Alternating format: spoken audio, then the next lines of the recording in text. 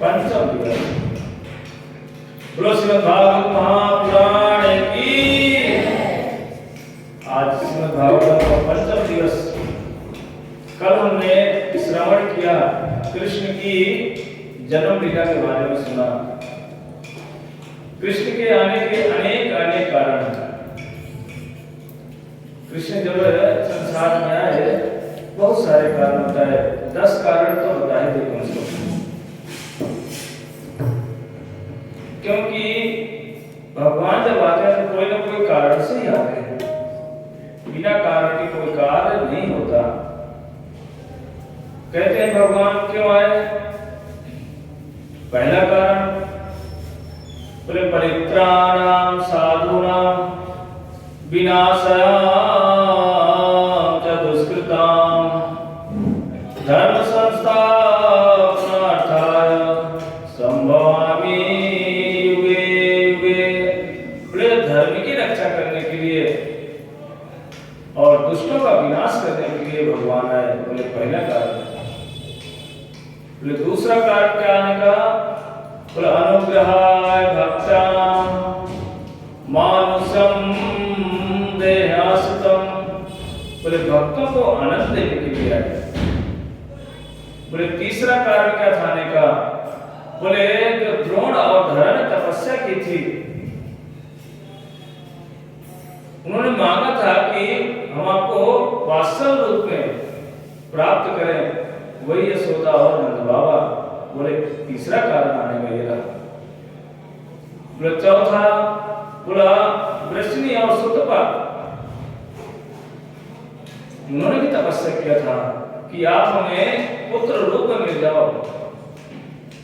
उनकी भी इच्छाओं को पूर्ण करने के लिए जो बाद में देव की और वसुदेव बन करके आए, बोले उनकी इच्छाओं को पूर्ण किया, इसलिए कृष्ण का अवतार हुआ। कितने गिनती कर रहे नहीं? 4 हो गए। बोले पांचवा कारण क्या था आने का? बोले जब भगवान राम वन में गए और जाकर के वहां पर गोपाल मंत्र से जो ऋषि लोग उपासना कर रहे थे, उन ऋषियों ने जैसे श्री राम जी को देखा, बोले हम आपको अपना पति रूप में प्राप्त करना चाहते हैं। राम जी बोले देखो भाई, मैं पतिव्रता हूँ, अर्थात एक ही पत्नी को ग्रहण करता हूँ। बोले द्वापर में आना, सबकी इच्छाओं को पूर्ण करेंगे। बोले गोपी बन करके आना, इसीलिए वहां पर भी आने का कारण कृष्ण बने। बोले और एक कौन सा कारण था? बोले जब भगवान वामन बन करके और बलि महाराज की सभा में गए, जब उनकी बेटी रत्नमाला ने देखा, उन्होंने भी कहा कि कभी मेरा पुत्र बन जाता। इसलिए कृष्ण ने कहा तथास्तु, मैं आपका पुत्र बनकर के आऊंगा। वही आकर के पूतना का रूप बन करके आए। ये भी एक आने का कारण था। बोले जब कृष्ण राम को रूप धारण करके सीता जी के साथ वन में गए और जाकर के वहां जब वो वन में गए तो लक्ष्मण जी लकड़ी बीनने चले गए। इतने में शूर्पणखा आ गई और जैसे शूर्पणखा आई, बोली हे राम, मैं इतनी सुंदरी हूँ और आप भी इतने सुंदर हो, क्यों ना हम दोनों विवाह कर लेते हैं। लेकिन राम जी बोले देखो, हमने तो हमारा विवाह हो चुका है, अब हम दोबारा विवाह नहीं कर सकते। बोले नहीं नहीं, आप भी सुंदर हो और मैं भी सुंदरी हूँ। बोले बीच में ये सीता बीच में अटक रही है, वो इसको साइड कर देते हैं, हम दोनों विवाह कर लेते हैं। तो ये भी कारण था। लेकिन इतने में लक्ष्मण जी लकड़ी बीन करके आए और जैसे लक्ष्मण जी को देखा, शूर्पणखा बोली देखो ये तो लक्ष्मण भी खूब सुंदर है, बोला इससे भी विवाह कर लेती हूँ। तो लक्ष्मण जी बोले देखो भाई, मैं तो विवाह नहीं करूंगा। बोले क्यों? बोले ये बताओ शूर्पणखा, तुम दासी बनना चाहती है महारानी? बोली बनना तो महारानी है, तो जब महारानी बनना है फिर मुझसे शादी करोगे दासी बनोगी, इसलिए राम जी से ही विवाह कर लो। फिर राम जी के पास गए, राम जी ने फिर मना कर दिया। जैसे मना कर दिया फिर लक्ष्मण के पास गए। लक्ष्मण ने विचार किया कि ये मनचली स्त्री है, कुछ भी बोलती है, इसका मन इतना चंचल है कि कभी इस पुरुष के पास भागती, कभी इस पुरुष के पास भाग रही है। बोले सर कुछ ना कुछ व्यवस्था करना पड़ेगा। और लक्ष्मण जी ने क्या किया, उसके नाक और कान काट दिए। बोले लक्ष्मण जी ने सुरना के नाक और कान क्यों काटे, क्या जरूरत पड़ी स्त्री के? कहते लक्ष्मण जी हैं कौन? बोले गुरु है। गुरु का काम ही होता है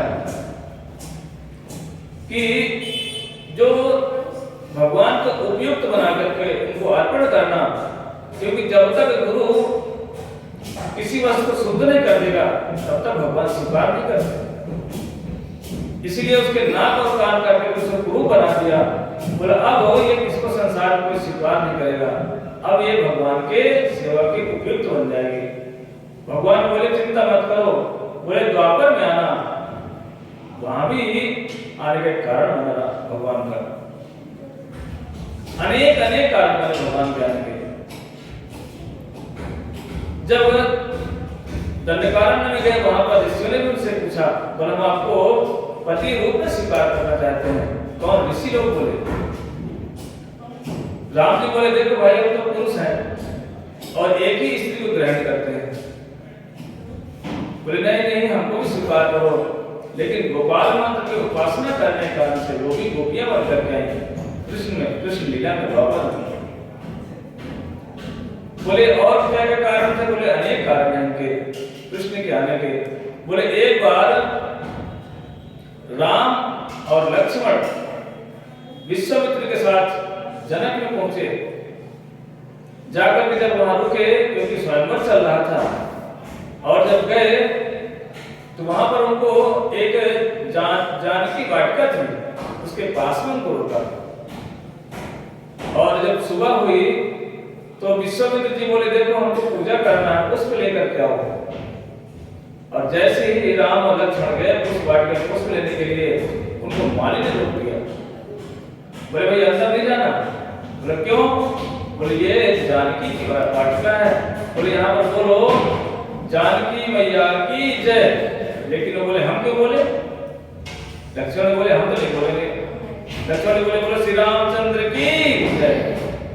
बोले नहीं बोलोगे तो माली बोले मैं घुसने भी नहीं दूंगा। बोले ऐसे कैसे नहीं घुसने दोगे? बोले नहीं। लेकिन लक्ष्मण जी बोले कह रहे, राम जी बोले कह रहे बोल तो जय जय बोलने में क्या जा रहा है? लक्ष्मण बोले ना हम तो राम जी की जय बोलेंगे। और माली बोला नहीं मैं घुसने नहीं दूंगा। लेकिन जैसे ही बाद में कहने पर अंदर प्रवेश कर गए। बोला मालिक क्यों नहीं घुसने दे रहा था? कह रहा था प्रभु मैंने सुना है आपके विषय में कि आपने रास्ते में एक आइडल नाम का जो पत्थर पड़ा हुआ था, जो स्त्री थी पत्थर पर गई थी, आपने उसको स्पर्श किया था, वो सुंदर नारी बन करके धाम में चली गई। बोले हम आपको इसलिए नहीं अंदर जाने देंगे कि यदि कहीं आपने इस बगीचे के अंदर प्रवेश करके और एक पेड़ को यदि स्पर्श कर दोगे, वो पेड़ अपने आप चले जाएंगे, एक एक करके पूरा बगीचा सुना हो जाएगा, तो हम आपको प्रवेश नहीं करने देंगे। लेकिन ये भगवान की लीला थी। जैसे अंदर गए, जाकर के जैसे अंदर गए, पुष्प तोड़ने ही चाहते राम जी, लेकिन फूल अपने आप राम जी के हाथों में आ रहे हैं। बोले ये क्यों आ रहे हैं अपने आप हाथों में? जितने खिले हुए फूल थे सब राम जी के हाथ में अपने आप आ रहे हैं, उनको तोड़ना नहीं पड़ रहा। ऐसा क्यों? क्योंकि सीता माता है कि पुत्री, पृथ्वी की पुत्री, इसलिए पुत्री होने के कारण वो पुष्प अपने आप आ रहे हैं। क्योंकि वो पुष्प कहां से उग रहे हैं? पृथ्वी से, इसलिए पृथ्वी मैया हुई और सीता उनकी पुत्री। और ये पेड़ कौन हुए? बोले रिश्ते में तो भैया सारे लग रहे हैं। और बोले जब घर में रिश्तेदार आ जाए तो बोले कि साले साहब खूब सेवा करते हैं उनकी, अपने बहन की घरवाली की। इसलिए सोच रहे नहीं नहीं कष्ट मत करो। सारे के सारे खिले हुए फूल राम जी के हाथों में आ रहे हैं, लेकिन वहां पर है कुछ है जो फूल खिले नहीं थे, जो विकसित नहीं हुए थे, वो बेचारे रोने लगे। तो जब रोने लगे तो लक्ष्मण जी पूछे क्यों रो रहे हो? बोले हमारा कितना दुर्भाग्य है, हम खिल नहीं पाए, हम प्रभु की सेवा में लग ही नहीं सकते। लक्ष्मण बोले चिंता मत करो, क्योंकि गुरु क्या करता है, गुरु का कर्तव्य है कि भगवान की सेवा में हर वस्तु को अर्पण करना। लक्ष्मण जी बोले चिंता मत करो, तुम मेरे आश्रम में आ गए ना, बोले सबसे पहले सेवा में तो आप ही जाओगे। लक्ष्मण जी बोले प्रभु राम, आज मेरी इच्छा है कि मैं आपका श्रृंगार करूं। राम जी बोले कोई बात नहीं, कर लो। उसी बगीचे बैठ करके जानकी वाटिया में बैठ करके राम जी बैठ गए। लक्ष्मण जी ने क्या किया, जो फूल नहीं खिले थे उनको तोड़ तोड़ करके राम जी का श्रृंगार करने लगे। जब राम जी का श्रृंगार करने लगे, यहाँ पर वे क्या शिक्षा देना चाहते हैं कि यदि कोई व्यक्ति गुरु पद आश्रय कर लेता है, गुरु का आश्रय कर लेता है, उसको भगवान पहले स्वीकार करते हैं। और जो व्यक्ति डायरेक्ट भगवान की सेवा करने के लिए दौड़ता है, भगवान कहते हैं ऐसा नहीं मिलने वाला, क्योंकि भगवान स्वयं कहते हैं प्रथमंतु गुरु पूज्यम ततश्चैवमर्चनम कुर्वन् सिद्धिम् अवाप्नोति अन्यथा निष्फलम भवेत्। बोले सबसे पहले गुरु की पूजा करो। लेकिन हम लोग क्या करते हैं, बोले गुरु क्या होते हैं, बोले पहले भगवान की सेवा करो। ये शास्त्रों का विधान नहीं है। इसीलिए कहते हैं, स्वयं श्री जी कहते हैं बिन गुरु भव नित तरहि न कोई, जो विदित शंकर समोई। शिव जी कहते हैं कोई मेरे समान हो जाए, लेकिन बिना गुरु के भवसागर नहीं पार कर सकता। लेकिन भैया आज की समस्या भी गुरुओं की भी, आजकल तो गुरुओं की मंडी लगती है। इतने गुरु हैं मार्केट में कि जैसे आलू की मंडी, सब्जी की मंडी चलती है, ऐसे गुरुओं की मंडी लगी है। पता नहीं चलता कौन कब गुरु बन के बैठ जाता है। लेकिन जब तक शास्त्र प्रमाणित न करे, तब तक गुरु बनने का किसी को अधिकार नहीं है। 4 संप्रदाय हैं, इन चारों संप्रदायों में जो विकसित होता है, भगवान कहते हैं उनका भगवत धाम जाते हैं लोग। श्री संप्रदाय, रुद्र संप्रदाय, सनक संप्रदाय, ब्रह्म संप्रदाय, 4 संप्रदाय प्रमाणित शास्त्र में, बाकी संप्रदाय प्रमाणित नहीं है। लोग कह देते हैं कि भैया हमारे एक गुरु जी हैं, हमारे एक गुरु जी, शास्त्र में कहाँ प्रमाण है? कोई प्रमाण नहीं। यही समस्या है। आजकल लोग गुरु क्यों बनते हैं कि भैया इससे हमारे पास आया है, अपनी पार्टी वाला है, और यदि मैं इसको स्वीकार नहीं करूंगा, अपना चेहरा नहीं बनाऊंगा, ये पार्टी हाथ से निकल जाएगी। किस लिए? टका टका टका टका। बोला गुरु भजन नहीं कर रहा, बोले शिष्य के धन पर नजर है, बोले टका टका, बोले कृष्ण कृष्ण टका टका। ये मोटी पार्टी है, यदि मैं इसको छोड़ दूंगा ना, हाथ से स्लिप कर जाएगा, किसी और किसी के पास चला जाएगा। बोले फटाफट इसको दीक्षा दे दो। और पूछते हैं, बोले ये बताओ आपको कौन से, आपके इष्ट देव कौन है, आराध्य कौन है आपके? उसने कह दिया मैं तो देवी जी को मानता हूं। बोला हाँ ठीक है, देवी मंत्र ले लो। अगर उसने कह दिया नहीं नहीं मैं तो गणेश जी को मानता हूं, बोला हाँ लो गणपति जी का मंत्र ले लो। किसी लिए? उसको अपने पास रखना।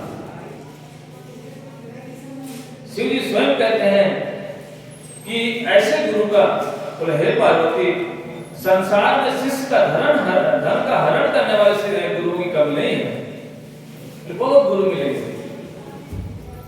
लेकिन शिष्य का जो संताप है, जो भवसागर से पार कराने वाला गुरु, बहुत दुर्लभ है।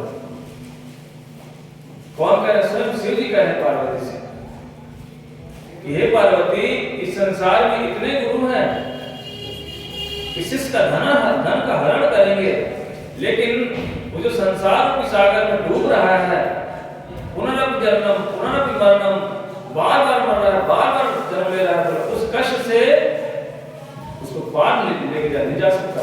क्यों? क्योंकि तो स्वयं विषय भोग में, स्वयं धन में लिप्त है। इसलिए ऐसे गुरु से ही बचना पड़ेगा। बोलो श्रीमद् भागवत महापुराण की जय। इसीलिए भगवान के आने के अनेक अनेक कारण हुए। और जब भगवान कृष्णचंद्र आए तो पूरे गोकुल में अनंत की लहरें आ गई। क्योंकि कौन आया? नंद के आनंद भयो, जय कन्हैया लाल की, हाथी घोड़ा पाल की, जय कन्हैया लाल की। इतना आनंद हुआ, कहते भैया ब्रजवासी तो सारे मिल करके सब के सब नृत्य करने लगे, नाचने लगे। और नंद बाबा की भी इच्छा है नाचने की, लेकिन बड़े हैं, सोचने में कैसे नृत्य करूं। उपानंद जी आगे बोले, नंद कहां पे खड़ा, क्या कर रहा है? बोले कुछ नहीं भैया, मैं तो साइड में खड़ा हूं। बोले आ जाओ मेरे साथ। इच्छा उनकी भी नाचने की, नंद बाबा की। लेकिन जैसे ही बड़े भाई ने बुलाया और नीचे उतारा, बस उनके कमर में फेटा बंधा हुआ था। एक तरफ से कुछ गोप पकड़ लिए और एक तरफ से कुछ गोप ने पकड़ा, और ऐसे मानो उनको मथने लगे जैसे दही को मथने, ऐसे मंथन शुरू हुआ। और उस मंथन से बोले कौन प्रकट हुए? बोले मदन और गोपाल प्रकट हुए। और ऐसे मंथन करके धीरे धीरे करके ब्रजवासी लोग आने लगे। कोई आकर के दही का मटका लेकर के पूरा का पूरा नंद बाबा ऊपर उड़े हुए, कोई दूध का मटका पलट दिया। मानो ऐसे लग रहा है जैसे यहाँ पर मंथन चल रहा है, ऐसा मंथन। बोले इस मंथन से क्या प्रकट हुआ? बोला इस मंथन से अमृत रूपी अर्थात भगवान स्वयं कृष्ण जन्म प्रकट हुआ। बोलो नंद के लाला की जय। इसलिए यहाँ पर इतने ही मतलब आनंद की लहरें चल रही हैं। बाबा तो लुटाए जा रहे दोनों हाथ से भर भर करके, और सब के सब लोग भाग भाग के आ रहे। बोले भैया आज तो जिसके पास है कुछ नहीं हो, बोले महल में चले जाओ, नंद महल में सब के सब कुछ मिल जाएगा। एक व्यक्ति चांदी लेके भाग कर चला जा रहा था, चांदी। तो दूसरे ने पूछा, बोले ये चांदी कहाँ मिल रही है? बोले गेट नंबर 2 में मिल रही है।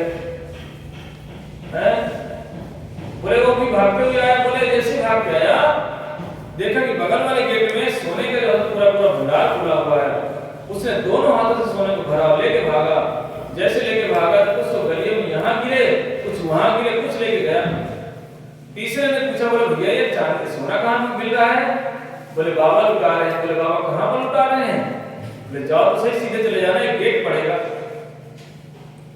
तीसरा व्यक्ति भागते भागते देखा बगल वाले गेट में भैया हीरे जवाहरात लूट रहे हैं। बोले अरे भैया ये तो सोने से महंगे महंगे हैं। उसने तो पूरी पोटली भरली सिर पे रखी, उठा नहीं पा रहा है, जैसे तैसे घसीट घसीट ले रहा है। लेकिन वो जब घसीटा तो आधे जेवरात इधर गिरे और आधे इधर गिरे। ऐसे लग रहा है जैसे मानो गोकुल में स्वयं लक्ष्मी भी चल के आ गई हो। गली गली में हीरे पड़े हुए हैं, सोना पड़ा हुआ है, कोई उठाने वाला नहीं आज। इतना आनंद, इतना प्रसन्नता। ऐसे लग रहा है जैसे मानो चिंता मणि प्रकर्ष सत्कल्प वृक्षा लक्षा वृते सुरभि विपालयतम।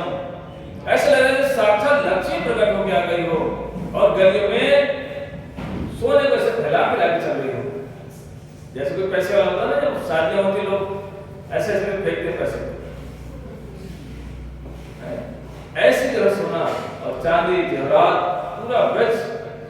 और सच में देखा जाए तो ब्रज तो पूरा पूरा चिंतामणि से बना हुआ है। एक कहते हैं कण कण में, ये ब्रज का कण कण कुछ साधारण नहीं है। ये तो सोना और चांदी हीरे जवाहरात से भी अधिक अनमोल वस्तु है। कौन? ब्रज की रज। इतनी महिमा है। एक बार हमारे सनातन गोस्वामी बाबा रहते थे वृंदावन में, जब तो एक बार एक राजा, मुसलमान राजा आया। ठीक मदन मोहन के सामने ही घाट था, वहां का एक पत्थर, एक कोना टूट गया पत्थर का। और जैसे ही आया तो बोला कि बाबा यदि आपका आदेश हो तो छोटा सा जो टुकड़ा टूट गया पत्थर का, मैं इसको लगवा दूं? सनातन गोस्वामी बोले ठीक है लगवा दो। लेकिन जैसे लगवाने के लिए गया और मिस्त्री को बुलाया, बोला भाई देखो ये कौन सी किस चीज का पत्थर है? जब उस मिस्त्री ने देखा, बोला महाराज ये तो, बोले क्या सोने का? बोला सोने का भी नहीं है। किसका है? बोले कि ये ऐसा गोल्ड है जो यहाँ पर है नहीं। इतना जो है तो कीमती वस्तु है। लास्ट में वो भी हाथ में चला गया, क्योंकि ये ब्रज है, ब्रज को ही, ब्रज की एक कण को कोई भी कीमत चुका नहीं सकता। वृंदावन कितनी महिमा है। इसीलिए नंद बाबा इतने प्रसन्न, सारे ब्रजवासी आनंद मंगल में डूबे हुए हैं। और इतने में उनको स्मरण आ गया कि मैंने कंस को कर अदा नहीं किया, क्योंकि टैक्स जमा होता था। कंस राजा था मथुरा का। सोचने लगे कि यदि मैं अब जाकर के टैक्स जमा नहीं किया, ये कंस दुष्ट स्वभाव का है, कहीं आकर के उपद्रव न करे, क्योंकि अब उनके घर में एक लाला उनका जन्म हुआ है। अभी तक उनके घर में कोई संतान नहीं थी, इसलिए वो टैक्स भी जमा नहीं करते थे। बोले क्या करेगा कंस हमारा? हमारे तो कोई है नहीं, हम तो वृद्ध अवस्था में बूढ़े हैं, हमारे कोई संतान ही नहीं है। लेकिन जैसे कृष्ण का जन्म हुआ, अब और नंद बाबा को चिंता हो गई कि कहीं ये कंस आकर के कुछ उपद्रव ना करे। और जैसे ही अपने कुछ गोप सखाओं को लगा करके बोले भैया आप गोपों का ध्यान देना, और मैं कहाँ जा रहा हूँ? मथुरा जा रहा हूँ टैक्स जमा करने के लिए, कर अदा करने के लिए। लेकिन जैसे वहां पर गए, कंस के महल पहुंचे ही थे, इतने वसुदेव महाराज को देख लिया, और वसुदेव महाराज को अपने पास इशारे करके बुला दिया, जिससे कंस को यह न पता चले कि दोनों एक दूसरे को पहचानते हैं। और जैसे ही नंद बाबा ने कर अदा किया, इतने में सूचना आ गई कि बाबा को वसुदेव महाराज ने बुलाया है, तो चलो के माध्यम से।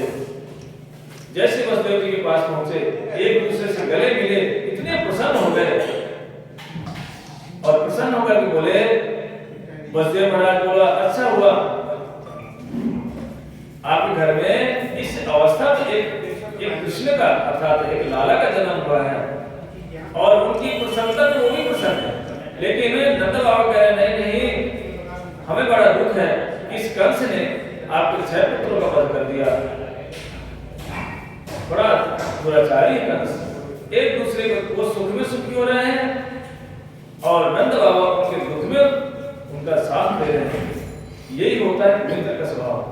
लेकिन हम लोग क्या करते हैं, यदि मैं दुखी हूँ तो पड़ोसी में जाकर बता के बोले मैं दुखी हूँ, मैं दुखी, उसको भी दुखी कर दूंगी।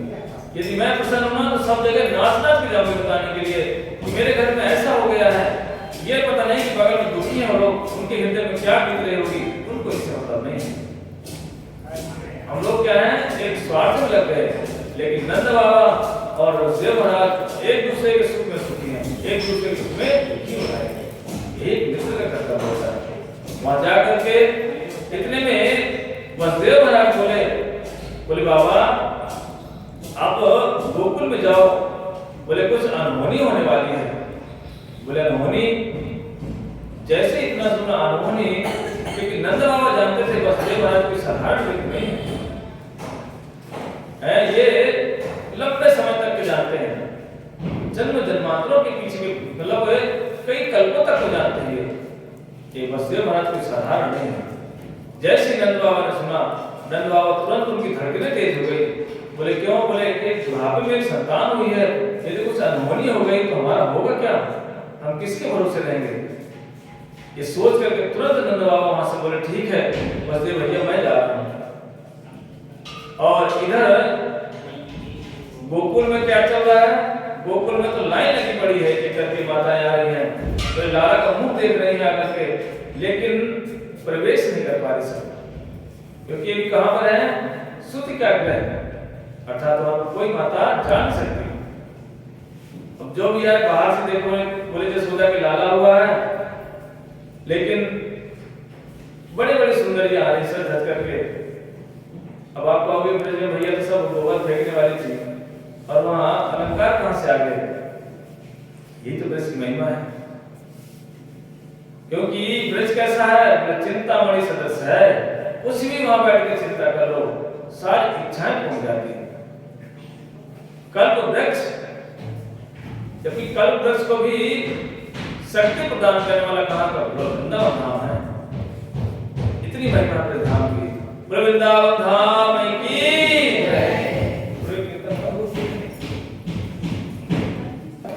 वृंदावन लाल की। श्रीमद् भागवत महापुराण की जय जय जय श्री राधे। इस तरह से जैसे ही नंद बाबा वहां से निकले और इधर क्या हो रहा है, सभी के सभी ब्रजवासी लोग कृष्ण के दर्शन करने के लिए आ रहे हैं। अकस्मात देख रहे हैं एक परम सुंदरी स्त्री, ऐसा लग रहा है मानो लक्ष्मी आई हो। सबके सब वो अपने श्रृंगार को भूल गए और सबके सब उसी को देखना शुरू कर दिए। बोले इतनी सुंदरी कौन थी, और सभी विचार करने लगे जैसे लग रहा है मानो कोई बैकुंठ से लक्ष्मी आ गई, इतनी सुंदरी थी। अभी हमारे ये सुंदरी है कौन, इसके विषय में हमारे अमित प्रभु बताएंगे सुंदरी कौन सुंदरी है। अभी पूतना का वध हमने श्रवण किया। ये पूतना एक राक्षसी का रूप बना करके कौन थी ये बलि महाराज की पुत्री रत्नमाला, जिसने कहा था कि नापते समय जब कृष्ण छोटे भगवान बन के गए, उनको जैसे देखा रत्नमाला ने कहा काश मेरा पुत्र होता, मैं इसको स्तनपान कराती। लेकिन जैसे ही त्रिविक्रम रूप भगवान ने बनाया, लंबे लंबे पैर में नापा, रत्नमाला बोली अगर ये मेरा पुत्र होता तो मैं इस तरह विष लगाकर इसको पिलाकर के मार देती। भगवान बोले तथास्तु, दोनों शर्तें स्वीकार कर ली और वही पूतना का रूप बना करके कृष्ण लीला में आई। और कृष्ण कितने दिन के थे? 6 दिन के थे। बताओ 6 दिन का बच्चा कभी किसी को मार सकता है? ये लीला कृष्ण की कि 6 दिन के होते हुए भी वो सब कुछ करते हैं। कोई शस्त्र धारण नहीं किया, कुछ नहीं किया, बल्कि जबरदस्ती उस पुतना ने कृष्ण के मुख में अपने स्तन दे दिए। लेकिन उन्होंने कहा कोई बात नहीं पुतना, मौसी यदि तुम आई हो तो हम भी तुम्हें स्वीकार कर ही लेते हैं।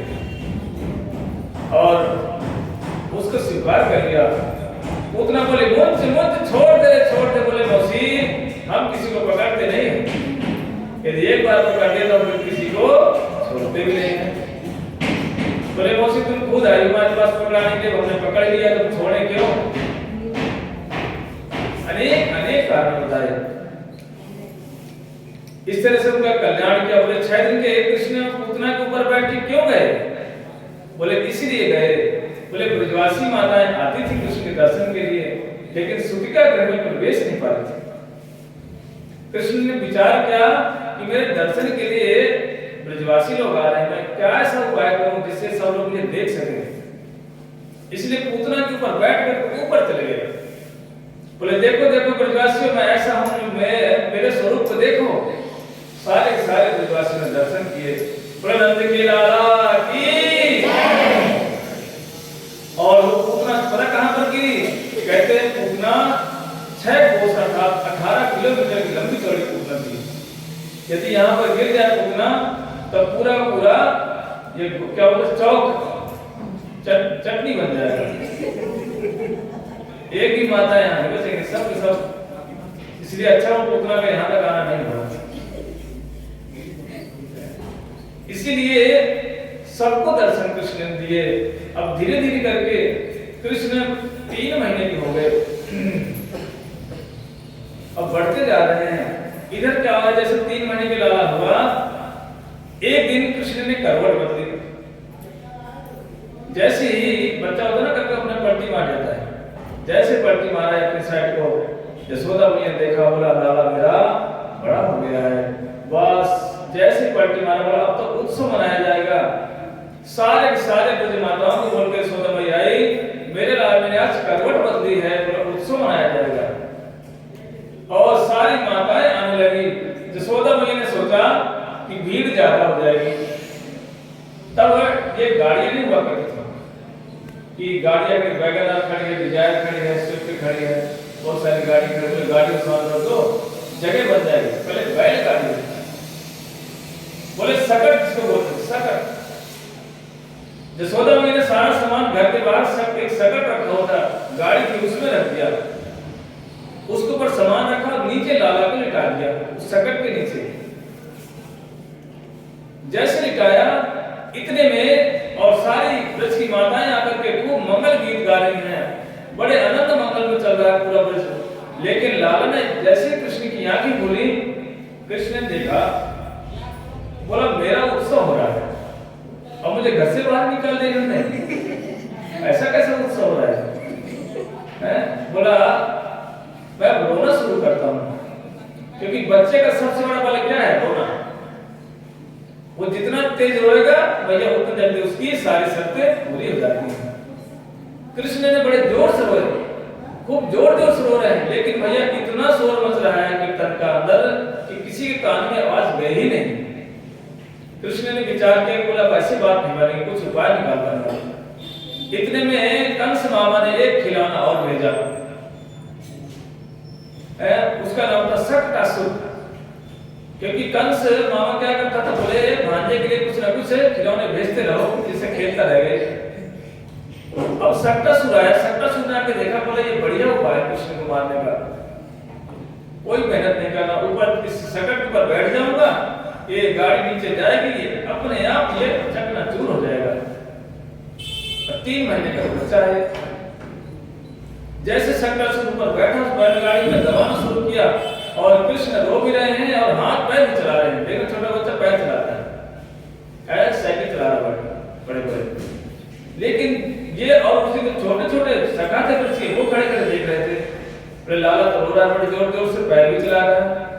इतने में जैसे शक्टासुर ने शकट को दबाया, कृष्ण के अंगूठे का मात्र स्पर्श मात्र हुआ और पूरा का पूरा भरा हुआ शकट छिन्न भिन्न होकर पूरा धड़ाम से गिर गया।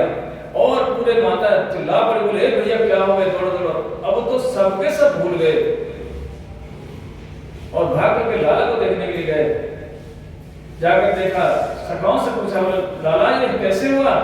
बोले कुछ नहीं हुआ, ये तो इसे कन्हैया ने एक पैर मारा उसके, बोले अपने आप ऊपर उठ गया। अच्छा झूठ बोलता है, 6 दिन का 3 महीने का बच्चा का पैर मारेगा उठ जाएगा पूरी बैलगाड़ी? बोले बात झूठ बोल रहे हैं। किसी ने उन सखाओं का विश्वास नहीं किया और सबके सब आकर मैया को, मैया ने क्या किया, लाला का स्तनपान कराया, उसके सिर पे हाथ फेरने लगी, उसको चूमने लगी। लग रहा कि लाला पे कोई नजर लग गई है, इतना स्नेह है। बोले ऐसे उत्सव क्यों मनाए? बोले उत्सव वो मतलब होता है कृष्ण। यदि वो शब्द निकाल दो फिर क्या बचेगा? उत्सव में यदि वो निकाल दो तो फिर क्या बचेगा? सौ बचेगा। कहते हैं इसीलिए कृष्ण के बिना यदि कोई घर में उत्सव मनाता है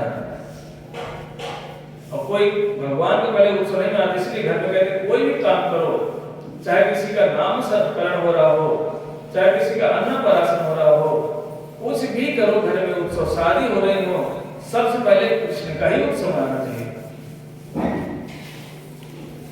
इसलिए ब्रज में 2 उत्सव का वर्णन आता है, एक नंद उत्सव और एक रास उत्सव। 2 ही उत्सव हो गए बस।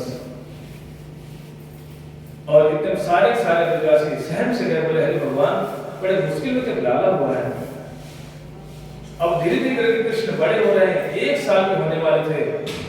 इतने में एक दिन मैया के गोद में कृष्ण खेल रहे थे और मैया से बोले मैया ये कौन उड़ रहा है? बोले कबूतर। बोले मैं भी उड़ूंगा। तुम वहां से उड़ जाएगा? बोले भैया ये कौन है? बोले बाज। बोले मैं भी इसकी पीठ में बैठ जाऊंगा। बोले अरे पीठ में कैसे बैठ जाएगा? बच्चों का काम होता है ऐसे कुछ ना कुछ ऐसी सी बातें पूछेंगे, माता पिता बता के कभी थक जाते हैं, कभी कभी तो मुंह बंद कर लेते हैं, उसको बोलता रहता बच्चा सुनते रहते बोलता रहता। अब धीरे धीरे करके क्या हुआ कि जैसे ही यशोदा मैया बच्चे को लाड़ लगा थी, इतने में एक कंस मामा ने और खिलौना भेजा। लाइन लगी हुई है, जैसे दिल्ली एयरपोर्ट में कोई देखोगे ना तो एयरप्लेन की लाइन लगी रहती है, वेटिंग चलती है वहां पर। हम देखा करते थे कि एक लैंडिंग हुई, 2 लाइन वेटिंग चल रही है। ऐसे ही खिलौने कंसवान ऐसे खिलौने भेज रहा है, किसके लिए? अपने भांजे कृष्ण के लिए। और जैसे ही खिलौना आया, और लेकिन अब लाला विचार करने लगा कि मैया की गोद में हूं, यदि ये असुर आया और मैया को लेकर उड़ गया ना, तो मैया अब डर जाएगी मेरी। इसलिए कृष्ण ने विचार किया, मैं अपने शरीर को बढ़ा लेता हूं। कृष्ण ने क्या किया कि अपने इतना वजन बढ़ाया, मैया सोचने लगी कि लाला इतना हल्का, इतना भारी कैसे हो रहा है, नहीं रह पाई। लास्ट में जहां पर खड़ी थी उसी आंगन में बैठा दिया उसको, और जैसे ही आंगन में बैठाया, इतने में भयंकर गौंडर का रूप बना करके असुर आ गया। शक उसको बोलते थे, और आकर के जैसे आया, कृष्ण को उठाया और गौंडर लेकर ऊपर चढ़ गया। और जैसे ऊपर हो गया, बोले भैया कृष्ण को ऊपर लेके क्यों गए? बोले हमारे गोस्वामियों ने इसमें भी टीका करके बताया। बोले इसलिए ऊपर लेके गए कि कृष्ण अब 1 साल के हो गए हैं, अब लीलाएं होंगी, तो ऊपर चढ़ के इसलिए गए कि देख रहे हैं कहां मेरी ललिता का घर है, कहां मेरी विशाखा का घर है, कहां मेरा सिद्धांत भैया कहां है, कहां सुबल सखा कहां है मेरा। बोले सखाओं का सखियों का घर देख रहा है ऊपर जाकर के। बोले असल की असुर की हिम्मत है जो कृष्ण को ऊपर ले जाए। बोले कृष्ण की इच्छा हुई थी कि एक बार मैं देख के तो आऊं, क्योंकि मैं 1 साल का होने वाला हूं, अब लीलाएं शुरू होंगी। और जैसे ऊपर ले गया, कृष्ण ने अपना इतना वजन बढ़ाया, वो भी नीचे आ गया, क्योंकि गौंडर का रूप बनाकर आया था, इसका नाम था तृणावर्त। सबकी आंखों में धूल झोंक करके ऊपर उड़ गया था। सारे ब्रजवासी अंधे जैसे हो गए, लेकिन इतना धूल था कि किसी को दिखाई नहीं पड़ रहा था, एक दूसरे को पहचान ही नहीं पाए। सब कह रहे थे लाला लाला लाला, बस यशोदा भाई मेरे को लाला कहां गया, बस रो रही थी और लाला को उसकी याद कर रही थी। सब के सब भाग रहे पूरे गली, बोले लाला कहां गया, क्योंकि पूरे ब्रजवासियों का प्राणधन एक कृष्ण ही था।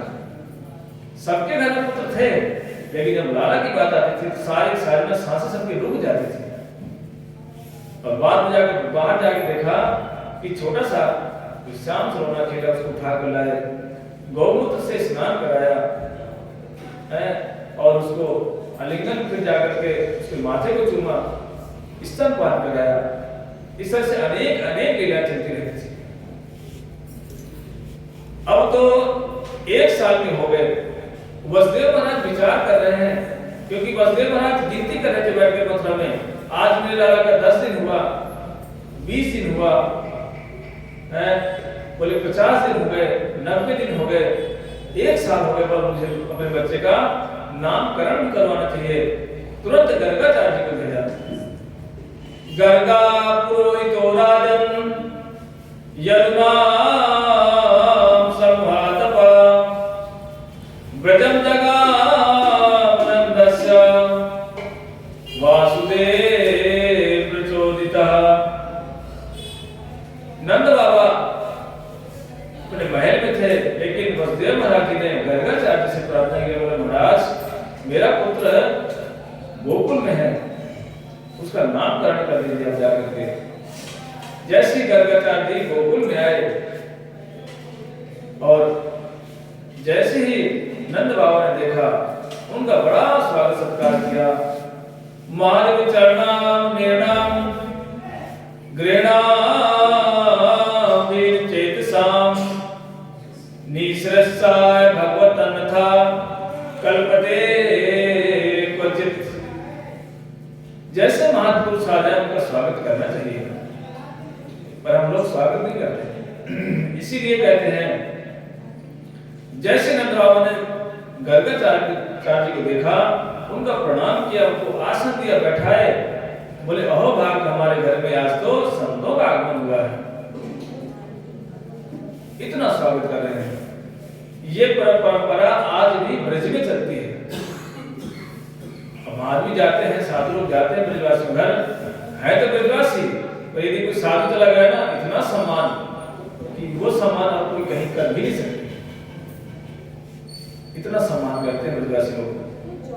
लेकिन हाँ, संत साधु होना चाहिए, वैष्णव होना चाहिए, आपको इतना सम्मान करेंगे, अपने घर में बैठा देंगे, इतना विश्वास करते हैं ब्रजवासी लोग साधु।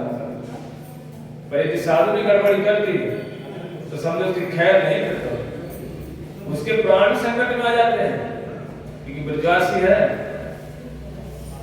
इतने प्रसन्न हुए नंद बाबा और उनका स्वागत सत्कार किया। कहते हैं महात्माओं का आगमन हमारे घर में क्यों हो रहा है? बोले इनका और कोई दूसरा उद्देश्य नहीं है, किस लिए?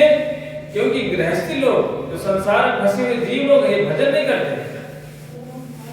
इनको भजन में लगाने के लिए वैष्णव का आगमन होता है। कोई सोचे नहीं साधु तो हमारे घर में हमारी दुकान में इसलिए जा रहे हैं कि कुछ कमाई करना चाहते हैं। बोले कमाई नहीं, वो आपके कल्याण के लिए गए हुए आपके पास, क्योंकि श्रेष्ठ से हमको कोई दूसरा श्रेय नहीं है, एकमात्र कैसे ना कैसे करके जीव को भगवान की भक्ति की ओर लगाना।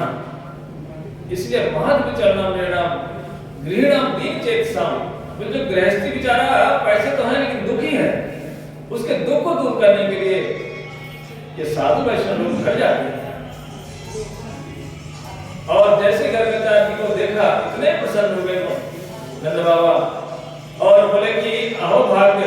नंद बाबा कह रहे हैं कि साधु वैष्णव आए हैं, तो स्वयं गर्गाचार्य जी आए हुए हैं। इसी मौके पर मैं अपने बच्चे का नामकरण करवा लेता हूँ।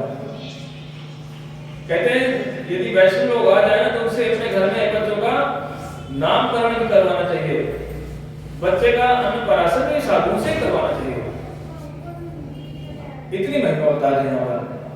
और गर्गाचार्य को बैठाया, लेकिन गर्गाचार्य से बोले हे ऋषि हमारे पुत्र का नामकरण कर दो। गर्गाचार्य बोले देखो भाई मैं जगत प्रसिद्ध हूँ, ये सभी लोग जानते हैं, तो इसीलिए यदि मैं नामकरण करूंगा और कंस को यदि पता चल गया ना तो ये सोचेगा ये वसुदेव के ही पुत्र है। तो नंद बाबा बोले ऐसा करो महाराज, गौशाला में ले चलो। बोले हाँ एकांत में ले चलो।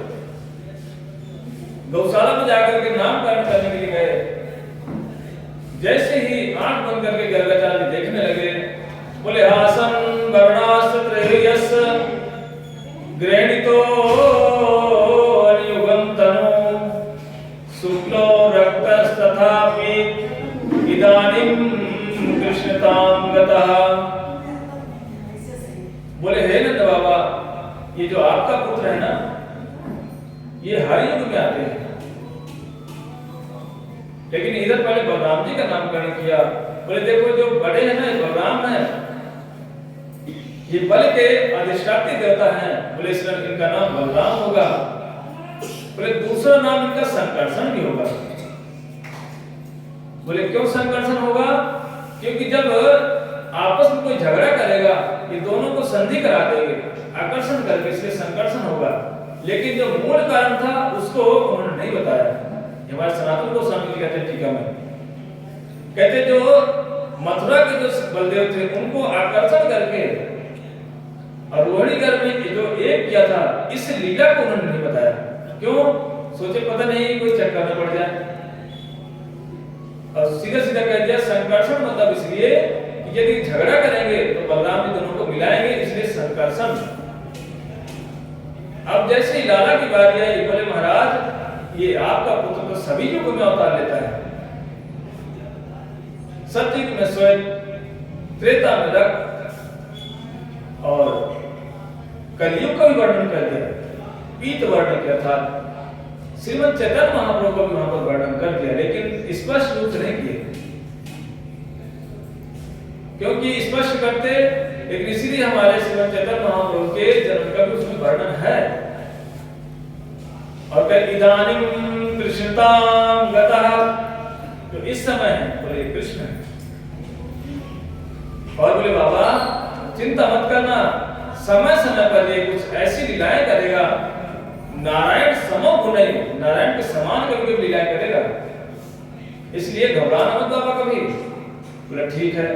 कृष्ण का इतना नाम कृष्ण, देखना ये कृष्ण कहने में पूरी जीवा को ना तोड़ना मरोड़ना पड़ जाता है। राम सीधा सीधा नाम, सरल नाम। इसलिए पंजाब में जाओगे ना कहीं बाहर राजस्थान में, तो कृष्ण अगर क्या बोलेंगे किशन, किशन, पंजाबी लोग नाम नहीं लेते, किशन बोलते हैं, कृष्णा भी कहते हैं। क्यों? ये नाम बड़ा टेढ़ा है, इसीलिए ये इसका सब कुछ ही टेढ़ा है। श्याम तू टेढ़ो तेरी टेढ़ी नागरिया, श्याम तू टेढ़ो तेरी टेढ़ी नागरिया, श्याम तू टेढ़ो तेरी टेढ़ी नागरिया, टेढ़ो तेरी टेढ़ी नागरिया, वृंदावन टेढ़ो गोकुल टेढ़ो टेढ़ो, वृंदावन टेढ़ो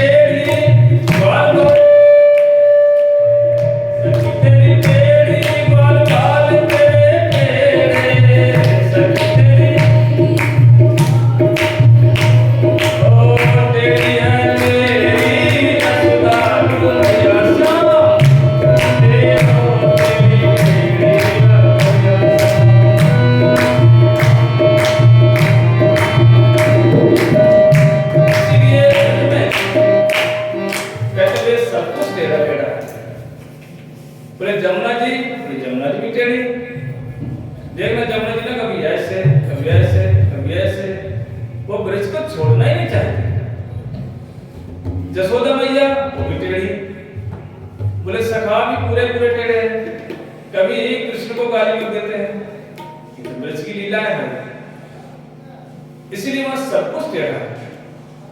बोले कृष्ण का नाम इतना मधुर नाम है, बोले मधुरम मधुरम एतत् मंगल मंगलानाम, बोले कृष्ण का नाम कैसे है? बोले मधुर मधुर, उसमें से मंगल मंगला नाम, इतना सुंदर नाम। इस तरह से नामकरण होने के बाद अब तो कृष्ण की अनेक लीलाएं होने लगी। एक दिन छोटा सा लाला गया तो दही के मटके में हाथ घुसेड़ के बैठा था, और जैसे ही दही के मटके में हाथ घुसेड़े यशोदा मैया को, लाला ये तू क्या कर रहा है यहाँ पर? बोले भैया ये जो तूने कड़वे पहना रखे हैं ना, ये बड़े गर्म हो रहे हैं, इसलिए मैंने अपने हाथों को ना ठंडा कर रहा हूँ घुसेड़ के हाथ। बोले अच्छा, और जो तेरे मुंह में तेरे होठों में दही लगा है वो? बोले भैया कुछ नहीं, वो तो मैंने ऐसे हाथ किया था ना तो गलती से लग गया था, मैंने तेरे मक्खन नहीं खाया। दूसरे दिन फिर कृष्ण गया और बैठ करके मटकी के पास ही बैठा था, दही की मटकी के पास। यशोदा मैया बोली लाला तू यहाँ क्या कर रहा बैठ के? बोले भैया तुझे पता नहीं है इतनी चींटियां आ रही ना, मैं चींटियां भगा रहा हूँ कि ये दही में चली जाए। बोले अच्छा, और बोले जो तेरे होठे में लगा है वो? बोले भैया एक चींटी ना चलते मेरे होठे में आ गई तो मैंने ऐसे मारा था, इसलिए वो दही लग गया, मैंने खाया नहीं तेरे लगे। अनेक अनेक इलाज कर रहे हैं। यशोदा मैया तो क्या सारी गोपियां इंतजार करती हैं कि आज लाला हमारे घर में तो आ जाता, और खुद आके बोली यशोदा तेरा लाला कहाँ है? नंदवा कृष्ण कहते देख देख भैया ये गोपी पता क्यों आई है? बोली बहाना बना करके मुझे निमंत्रण देने आई है। बोले किस लिए तुझे निमंत्रण? कि लाला आज तू मेरे घर में आ जाना चोरी करने के लिए। अनेक अनेक लीलाएं करते हैं, इसलिए धीरे धीरे करके कृष्ण बड़े हो रहे हैं, और बढ़ते बढ़ते कृष्ण इतने बड़े हो गए कि बोले कि बाबा मैं भी गौचारण अर्थात बछड़ों को चराने के लिए कहाँ जाऊंगा? वन में जाऊंगा। यशोदा मैया बोले नहीं नहीं लाला तू छोटा है तो वन में नहीं जाना। बोले नहीं नहीं भैया मैं जाऊंगा। छोटे छोटे बछड़ों को और सखाओं के साथ उनको वन में भेजने लगे, इसलिए गौचारण के लिए।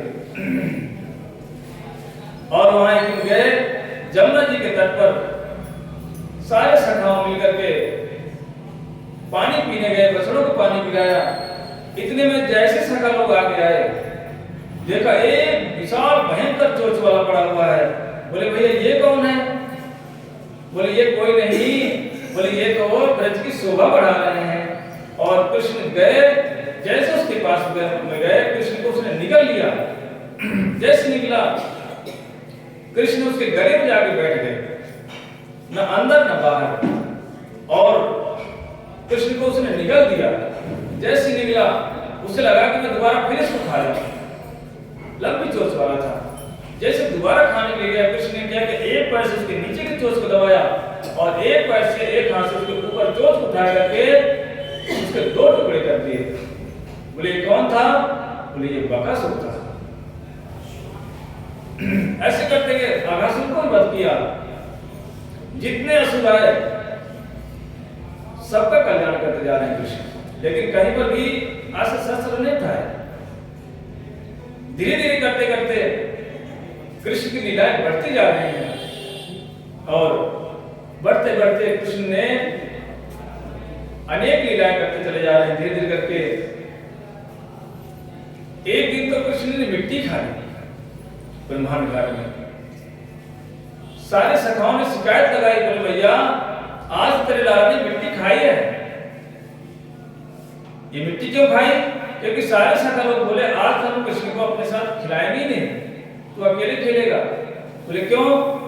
बोले आज से तेरी हमारी इकट्ठी, बोले दोस्ती खत्म। बोले अच्छा नहीं लग खिलाओगे? बोले ना। बोले ठीक है मैं आज मिट्टी खाऊंगा।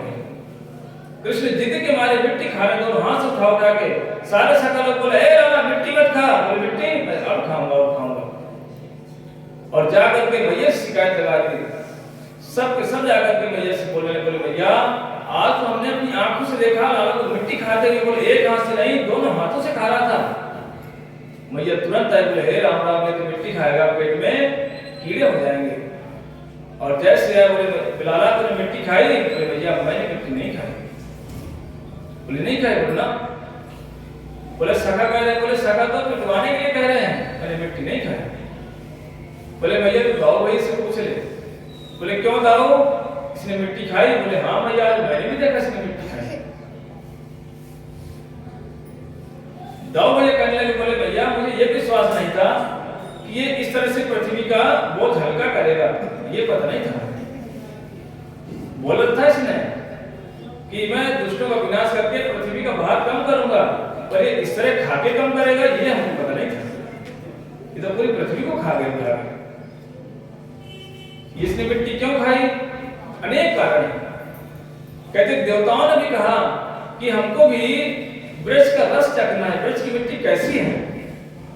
कृष्ण विचार करने लगे 33 करोड़ देवी देवता है, यदि वृक्ष की मिट्टी को खाने में उतर गए ना तो पूरी वृक्ष को ही खा जाएंगे।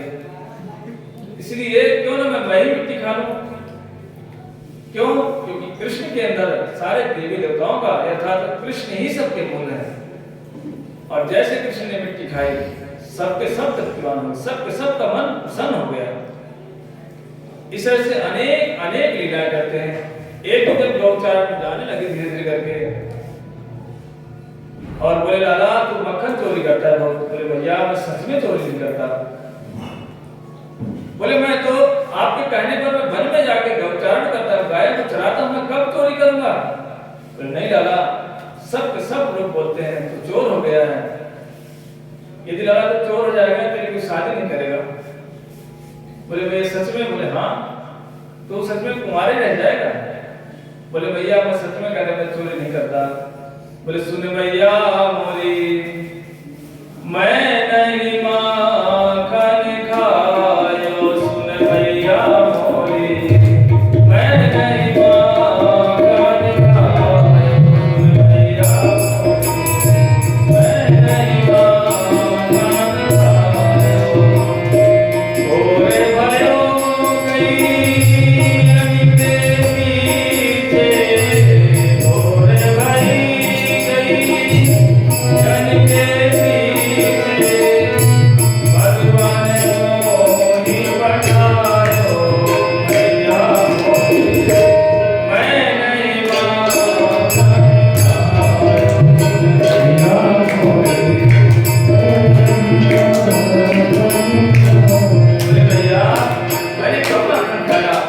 बोले तेरे सामने सुबह सुबह मैं मधुबन चला गया था और कम माखन खाया।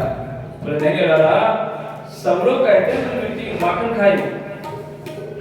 बोले नहीं भैया, मैंने नहीं खाया। बोले देख भैया, मैं तो छोटा सा बालक हूँ और तेरा चीका कहाँ लेता है? चीका जानते हो? बोले कोई नहीं जानता। ऊपर पहले ना ये पंखा जब होते पंखा ही हुआ करते थे, लकड़ी के घर होते थे, रस्सी से एक इसका रस्सी का बनाकर उसमें घड़ा रखा जाता था। हैं? शिकार बोलते हैं? लखनऊ में शिकार बोलते हैं, चीक बोलते हैं, चीका। बोले भैया मेरे हाथ तो छोटे छोटे हैं, तेरा चीका कहाँ ऊपर रखा हुआ है? बोले मैं बालक कही यानी को छोटो, किस विद चीको पायो भैया बोले मैं नहीं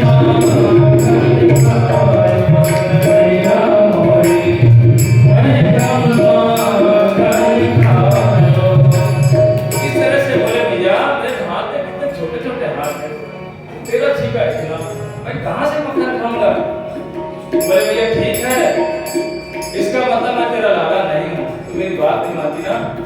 अब मैं जंगल चला जाऊंगा और जंगल में रहूंगा, मैं नहीं रहूंगा तेरे घर में। सब लोग कहते हैं ना कि तू सच में ना तू नंद का लाला नहीं है। बोले क्यों? बोले तू जसोदा का लाला है ही नहीं है।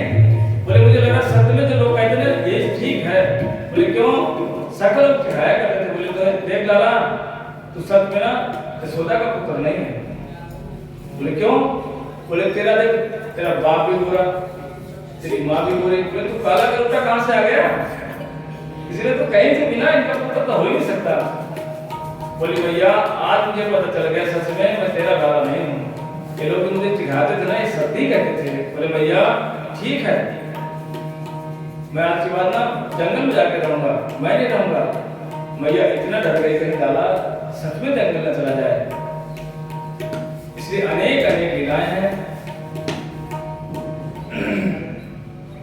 समय होने लगा धीरे धीरे करके, अब कृष्ण बड़े हो रहे हैं।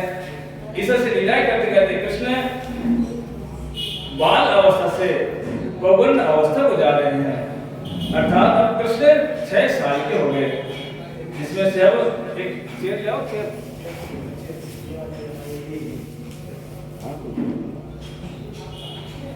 बोलो वृंदावन बिहारी लाल की जय। इसमें से हमारा यहाँ से कितनी बैठी है आवाज बिल्कुल, बोलो नंद के लाला की जय। ठीक है, अभी हमने महाराज से श्री वेणु जी का के बारे में श्रवण किया। इसके पहले एक और लीला हुई है, क्योंकि कृष्ण आए हैं तो अकेले तो आए नहीं। जैसे कृष्ण का आगमन हुआ, इधर नारद जी सोचने लगे कि जब कृष्ण आए तो उनकी शक्ति जरूर आई होगी, और वो सब जगह पूछते ढूंढते कि कहीं पर ब्रज में पूछते किसी घर में लाली हुई है, किसी घर में कोई बच्चा हुआ, सबसे पूछ रहे हैं। इधर वृषभानु महाराज हैं और कीर्ति मैया हैं, उनके एक पुत्र है श्रीदाम। लेकिन रोज रोज वृषभानु महाराज सुबह 4 बजे जमुना जी का स्नान करने जाया करते थे। लेकिन जैसे गए दिन स्नान करने के लिए, देखा एक सुंदर सी लाली छोटी बच्ची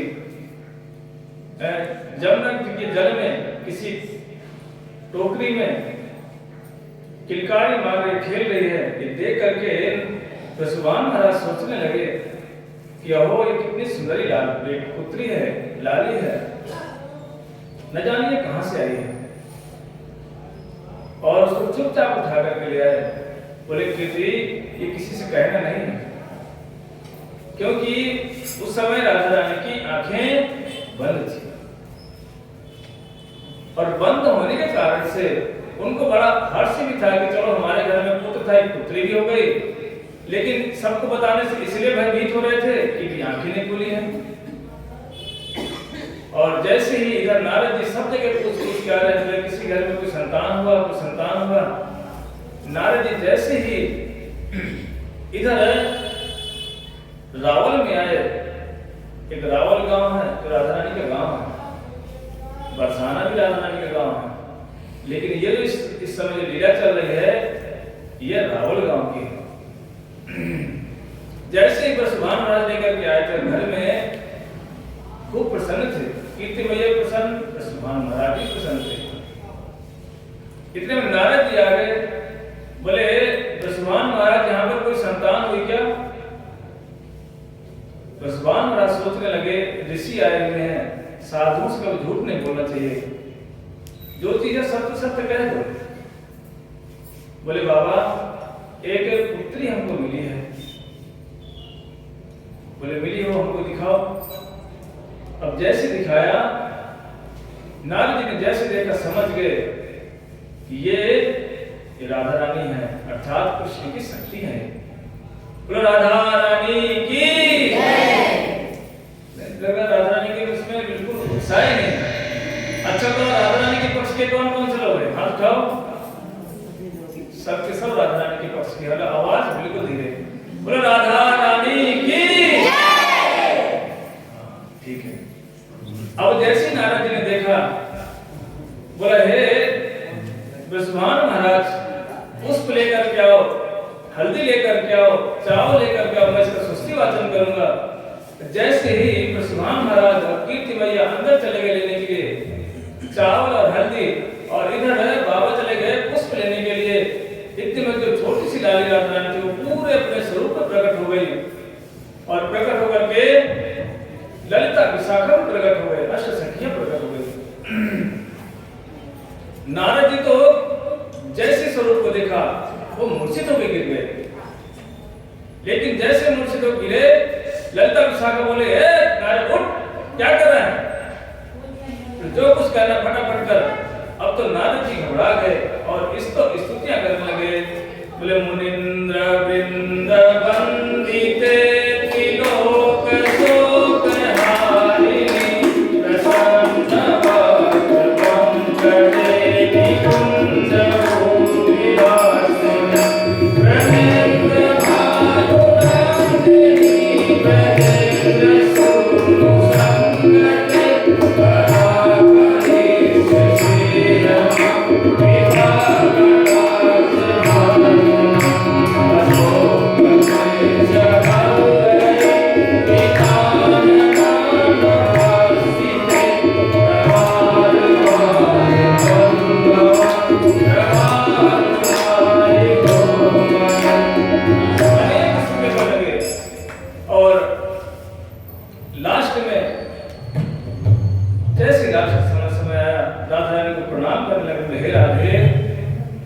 नारद जी ने एक ही प्रार्थना की कि मैं भी कहीं यहाँ पर ब्रज में ही आपके चरणों का आश्रय लेकर के मैं भी भजन कर सकूं।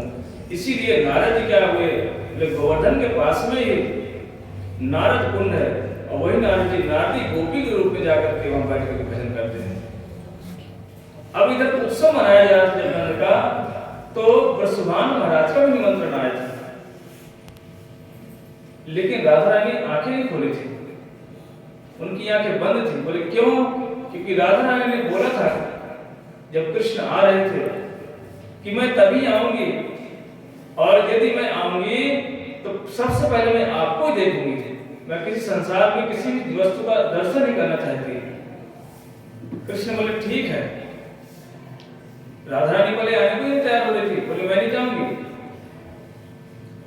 बोले क्यों नहीं जाओगी? बोले मेरी सखियां जहां पर नहीं होंगी मैं वहां नहीं जाऊंगी। बोले ठीक है, आपकी सखियां भी चलेंगी। बोले अब तो चलोगी? बोले नहीं। बोले अब क्या? बोले वहां पर मेरी जमुना जी नहीं मिलेंगी। बोले जमुना जी भी वहां जाएंगे। ऐसे करते करते राधा रानी की इच्छाओं को पूर्ण करने के लिए कृष्ण जमुना जी को भी लेकर के, सखियों को लेकर के, अपने सखाओं को लेकर के साधाम अवतारी पूरा पूरा धाम उतर करके वृंदावन धाम में आ गया। बोले वृंदावन धाम की वहां पर सब सब आ गए। अब जैसे ही इधर उत्सव मनाया जा रहा था, जब बरसुभान महाराज को निमंत्रण गया था, बरसुभान महाराज अपने छोटी सी लाली को लेकर के भी आए थे, उसी राधा रानी को। और जैसे ही नंद भवन में आए यशोदा मैया ने सोचा कि इसकी भी कीर्ति मैया की भी छोटी सी लाली और मेरा छोटा सा लाला है, हम दोनों को एक साथ में लिटा देते हैं, क्योंकि एक ही मैया देख लेगी, यानी अलग अलग पालने में लेटेंगी तो दो माताओं को देखना पड़ेगा। लेकिन जैसे ही एक ही पालने में लिटाया और कृष्ण के अंग स्पर्श मात्र किया राधा रानी ने, और जैसे ही पलट के देखा कृष्ण के स्वरूप का दर्शन किया, और इस स्वरूप को देख करके राधा रानी मुग्ध हो गई। बोले राधा रानी की जय। और इधर खूब उत्सव मनाया जाने लगा। जैसे ही यशोदा मैया ने देखा, बोले कि बहन देख देख कर गा रही थी तो आंखें आ गई, और जैसे देखा खूब उत्सव मनने लगे। बोले राधा रानी की जय, बोलो कीर्ति मैया की जय, भगवान महाराज की जय। कीर्तन गा सकते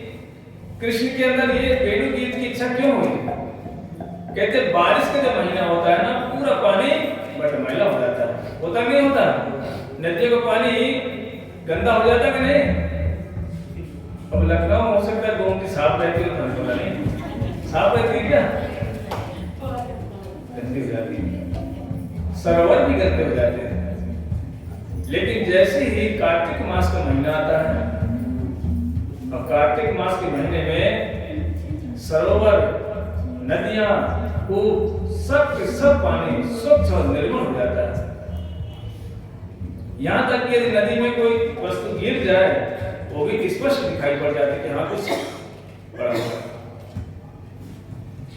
और कहते हैं कि इतना निर्मल पानी हो गया, निर्मल पानी में ऊपर से सुंदर सुंदर पुष्प खिल गए, और उन पुष्पों को देख करके कृष्ण वन में हैं और भौरे क्या कर रहे हैं, गुंजार कर रहे हैं वहां पर।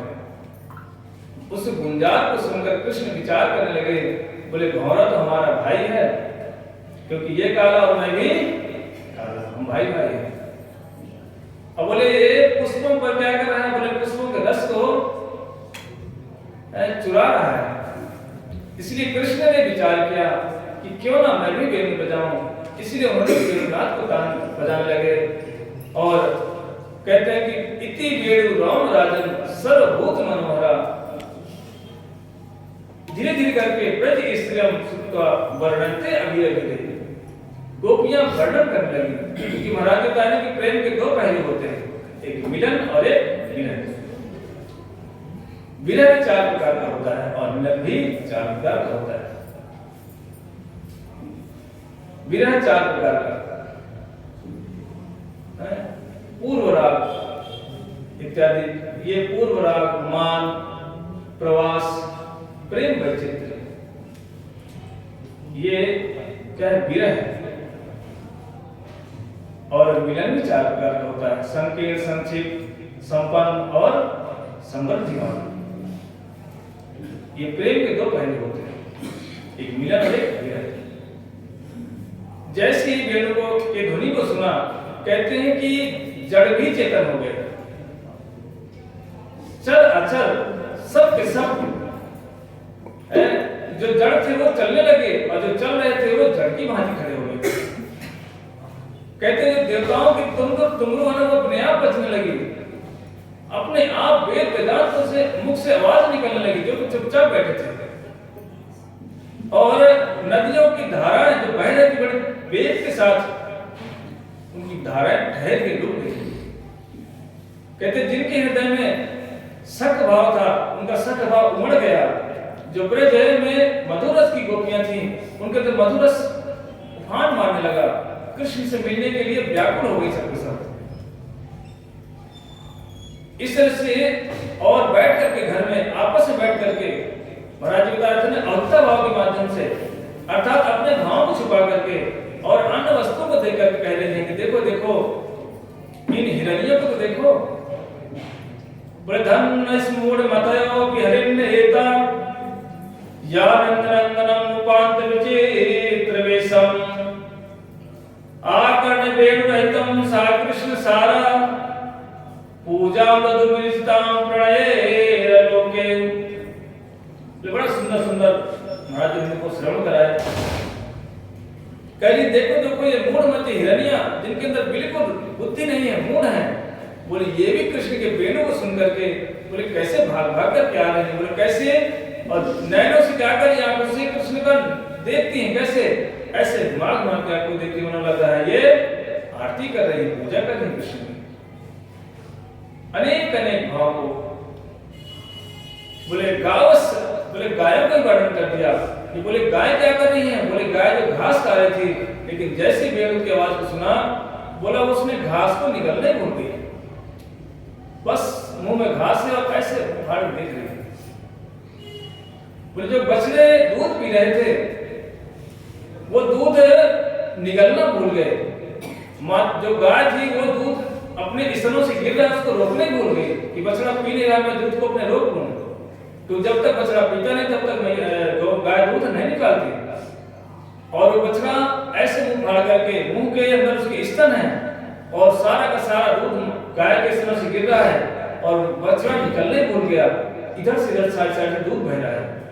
बोले ऐसी अवस्था को प्राप्त हुए कौन, वेणु गीत को सुनकर। और धीरे धीरे करके आगे बढ़ते बढ़ते हंताय अद्रिय बोला हरिदास वर्रे, यहां तक कह दिया, नदियों को वर्णन कर दिया।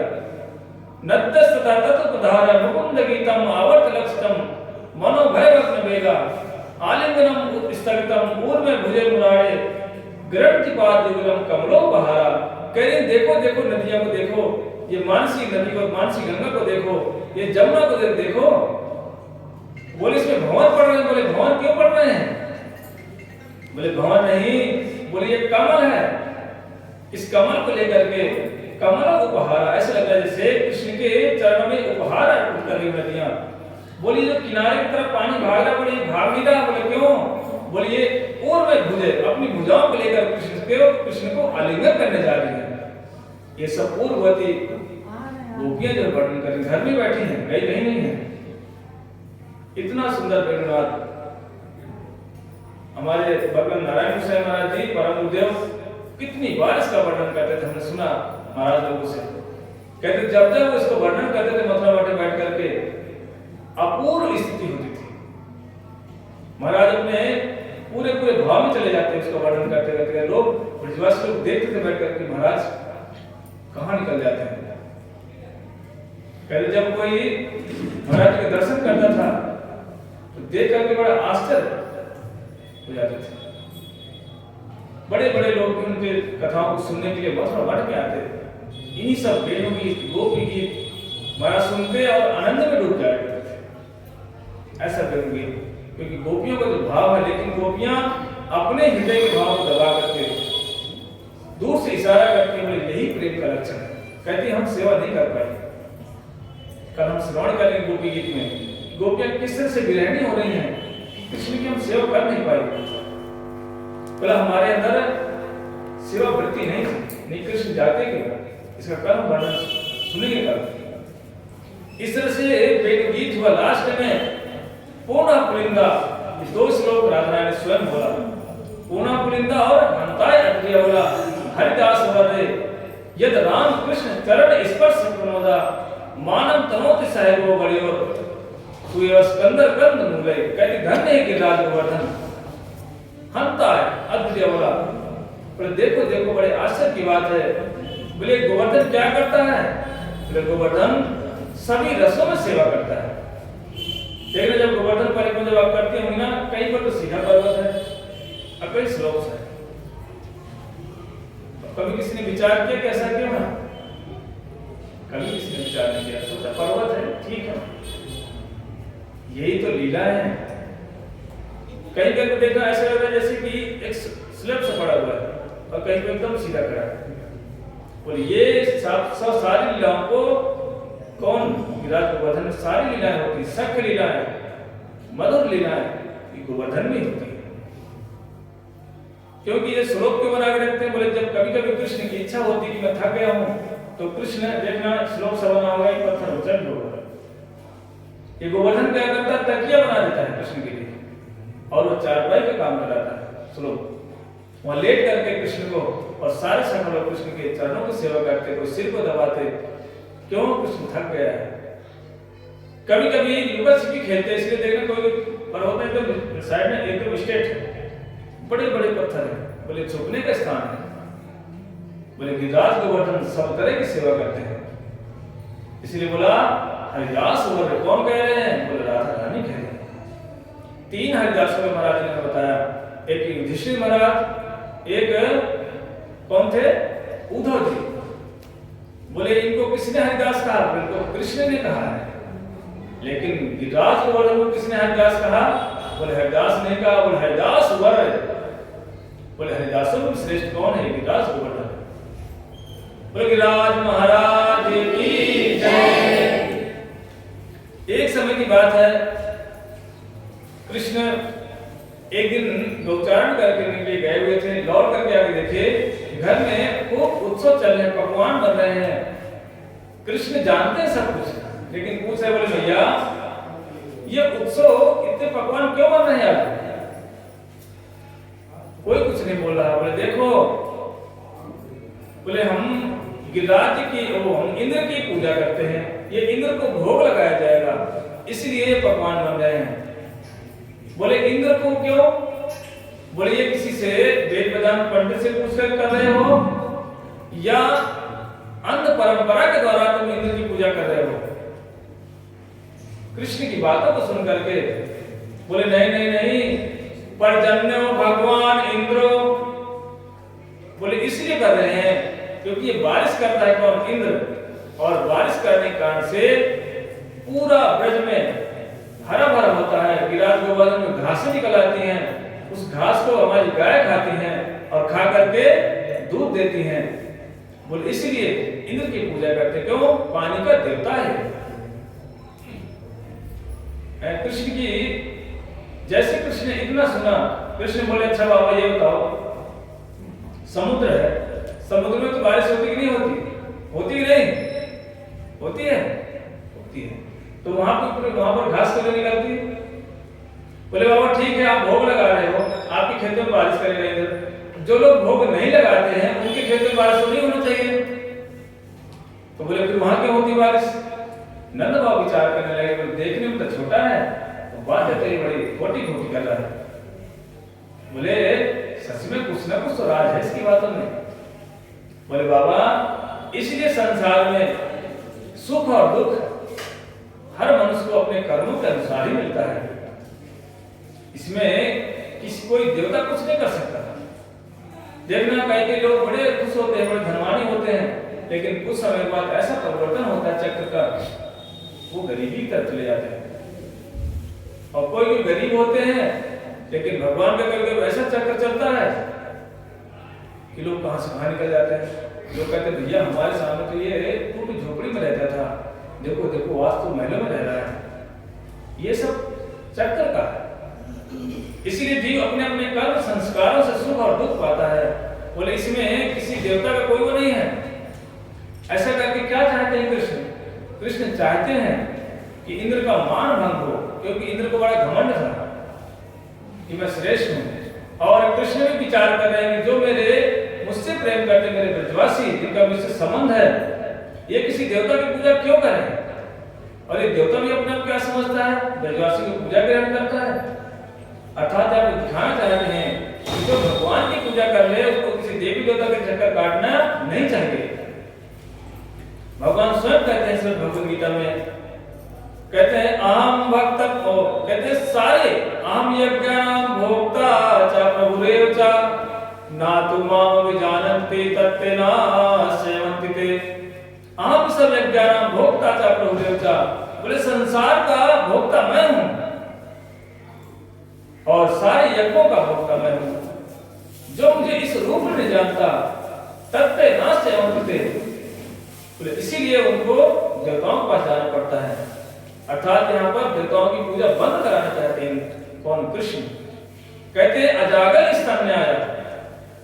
बोले भैया ये जो देवताओं की पूजा करते हैं, बोले कैसे हैं वो? बोले बकरे के गले में थन के जैसे हैं। बोले थन से दूध निकलता है, लेकिन ये बकरे के गले में थन होते हैं उससे दूध निकलता है कि नहीं? बोले बकरे ने हमने बकरी नहीं देखी तो हम कहां से बताएं दूध निकलता है निकलता है? किस किसने बकरी देखी बताओ, हाथ उठाओ।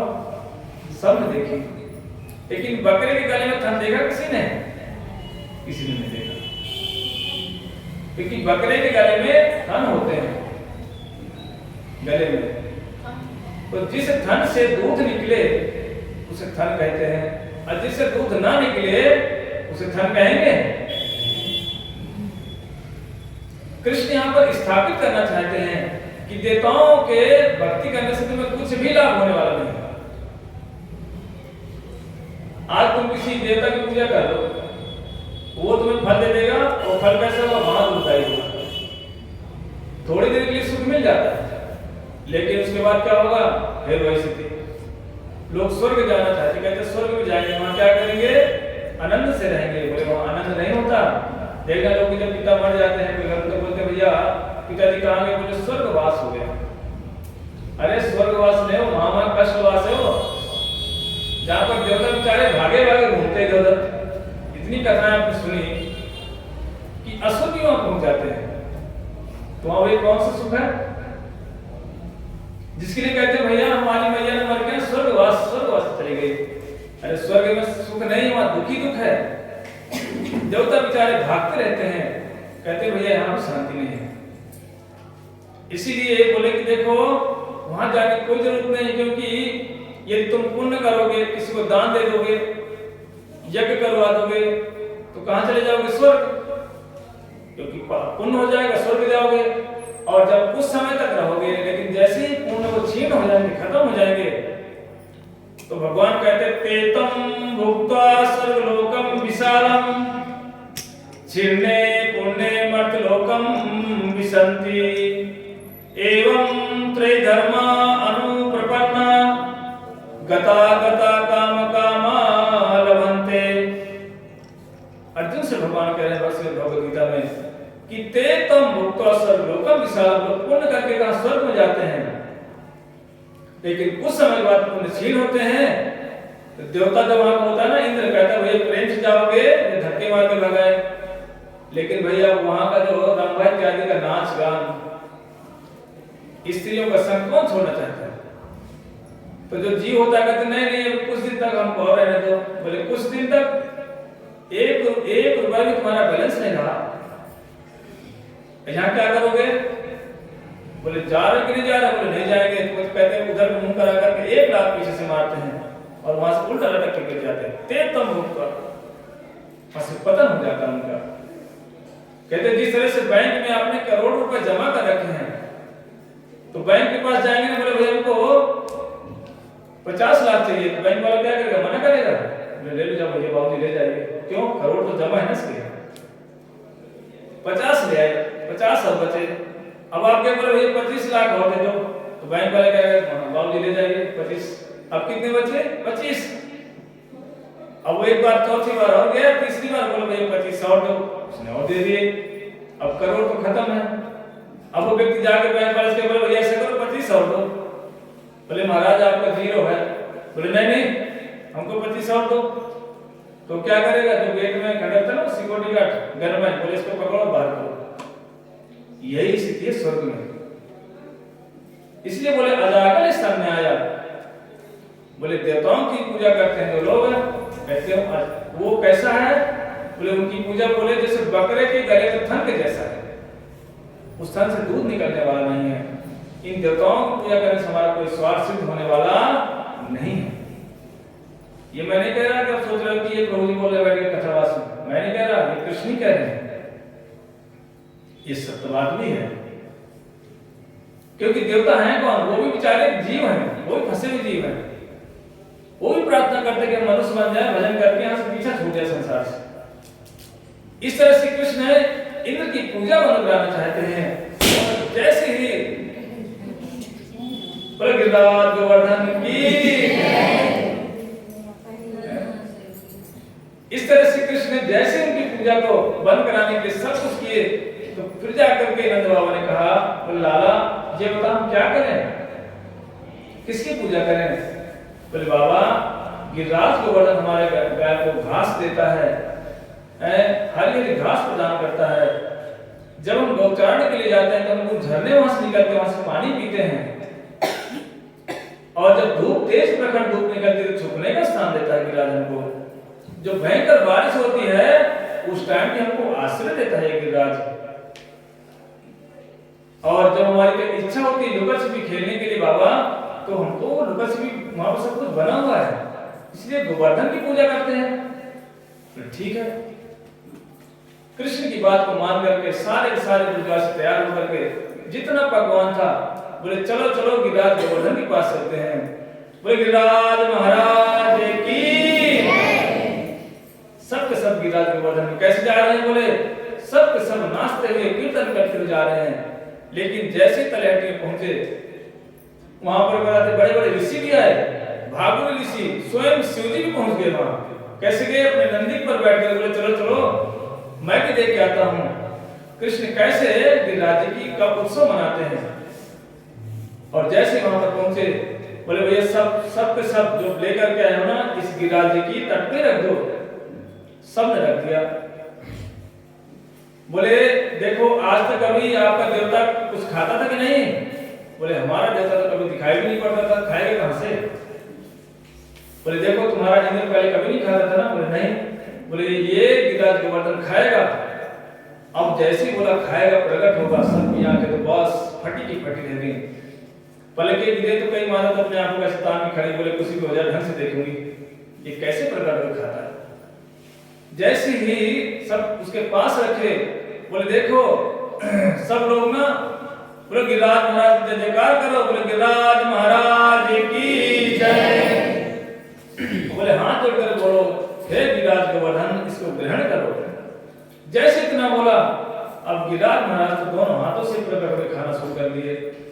कई सारे लोग जो है कृष्ण का मुख देखते और कभी गिरिराज को देखते, बोले ये तो है तो हमारे कृष्ण कन्हैया जैसे लग रहा है, ये तो पलट के देखते बोले कृष्ण तो ऐसे ही है, बोले ऐसे जो गोवर्धन में जो प्रकट हुआ वो भी ऐसे ही है। बड़ा उनको आश्चर्यचकित हो रहे हैं और सारा माल खा गया। कौन? गोवर्धन। जैसे खा गया सकल लोग तो नीचे उसे कर लिए, बोले लाला ये तो सारा माल चट कर गया। बोले पहले वाला ठीक था, कम से कम तो छोड़ के देता था, ये तो पूरा खा गया, एक दाना भी छोड़ा। और क्या बोला? आओ लाओ और लाओ। सारी माताएं गई दोबारा लेने के लिए अपने घरों में, लेकिन जब दोबारा लेने गई तो उन्होंने क्या किया, जिसके पास 10 किलो की पूरियां घी के रखी थी उसमें 5 ही लाई। बोली भाई ये पूरा 5-10 किलो 10 ही खा जाएंगे, इसलिए 5 ले जाती हूँ, 5 अपने बच्चों के लिए रख लेती हूँ। जिसने मिठाई 1 किलो लाई थी उसने आधा कर दिया, एक का बोला आधा ले जाऊंगी, आधा बच्चे मेरे खाएंगे। क्यों? बोला वो सब खा जाएगा, छोड़ने वाला नहीं है, पहले तो सभी खा गए। उस माता ऐसे छुपा छुपा कर ले गई और जैसे दोबारा ले गई फिर वो खा के बैठ गया सब दोनों हाथों से। अब तो वही सकल बोले बोले कृष्ण पहले वाला ठीक था भाई, खाता तो नहीं था, ये सब खा गया, हम क्या खाएंगे? बोले चिंता मत करो, जितना खाया है ना उससे डबल डबल देगा। बोले अच्छा। अब कई माता सोचने लगी भाई भाई गलती हो गई, हमें तो पूरे 10 के 10 ही लाना चाहिए, क्यों 20 तो हो जाते कम से कम। और जो माता आधा किलो लाई थी बोले कम से कम 1 तो हो जाते। बोले बड़ा नुकसान हो गया हमारा। लेकिन बोले सब के सब आंख बंद करो। लेकिन उसमें से कुछ बड़े चतुर थे, कुछ तो आंख बंद किए, कुछ आधी आंख बंद किए, आधे से देख रहे थे कैसे वापस करता है। कृष्ण बोले देखो ये चतुराई नहीं चलेगी यहाँ पर। बोले ठीक से आंखें बंद करो सब लोग। सब लोगों ने आंखें बंद किया और देखा जिसने 1 किलो चावल बना के लाई थी उसके 2 किलो, जिसने 10 बनाया उसका 20, जिसने 20 बनाया उसका 40। ये सब देखकर बड़े आश्चर्यचकित हो गए। जो माताएं कंजूस माताएं थी वो बड़ी जो है बेचारे पश्चाताप करने लगी। बोले हाय हाय हम तो बड़े नुकसान में चले गए, काश हम पूरे उठा के लाते। और जैसे खाने के लिए दौड़े कृष्ण बोले नहीं नहीं नहीं खाना नहीं अभी, बोले परिक्रमा करो गिरिराज जी की तब खाना। कृष्ण सखा लोग बोले बोले देखो कन्हैया अगर हम छोड़कर परिक्रमा करेंगे तो बंदर तब तक सब चट कर जाएंगे, तो हमें क्या मिलेगा? बोले नहीं नहीं बंदर ही परिक्रमा करेंगे। सब सब परिक्रमा करने चल पड़े गिरिराज की।